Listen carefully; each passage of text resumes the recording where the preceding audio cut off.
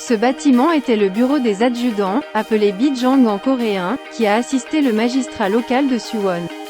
Le gouverneur local de Hwasung, appelé Hwasung Yusu en coréen, avait plusieurs fonctionnaires du personnel.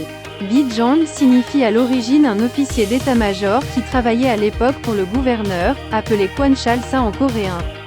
Et certains d'entre eux avaient l'habitude d'avoir un personnel nombreux, notamment Pangeo-sa et Sulyong, pour les inciter à espionner le secteur privé. Bijangchung est un bâtiment utilisé par Bijang de Hwasung Yusubu et situé devant Hwayong-li-dong, regardant vers le sud. À l'origine, il a été érigé en 1789, Yungjo 13. Et le bâtiment Surichong a été réparé en 1796, Yungjo 20, avec son nom changé en Bijangchung. Bijangchung était situé près de Bongso-dang où travaillait le gouverneur local de Hwasung. Les adjudants travaillaient toujours en étroite collaboration avec le magistrat local, et ils ont apporté de grandes contributions à la construction de la forteresse chantée de Suwonhwa et le banquet d'anniversaire organisé pour la mère du roi Yungjo en 1795.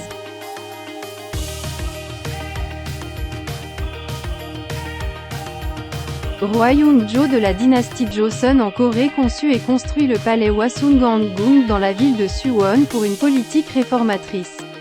Au palais Hwasungangung, de nombreux bâtiments ont été construits pour préparer l'hébergement temporaire sécurisé du roi Yungjo et gérer efficacement la forteresse Suwon Hwasung nouvellement construite. Bijangchung était l'un de ces bâtiments.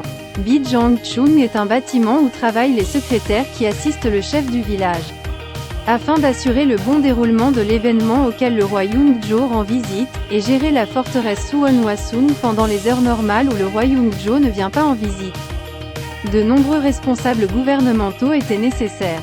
En construisant un espace où ils travaillent, ça s'appelait Bijangchung.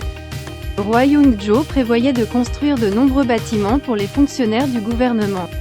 On estime que la forteresse de Suwon Hwaseong devait prospérer, autant que Kaekyong, la capitale de l'époque.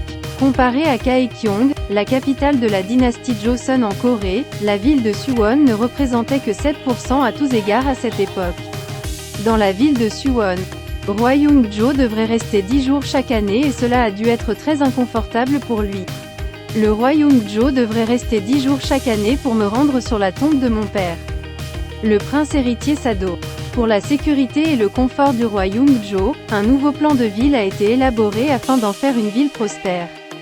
Roi Yungjo a nécessité de nombreux représentants du gouvernement réaliser ces plans et leur a ordonné de travailler dans un immeuble appelé Bijangchung.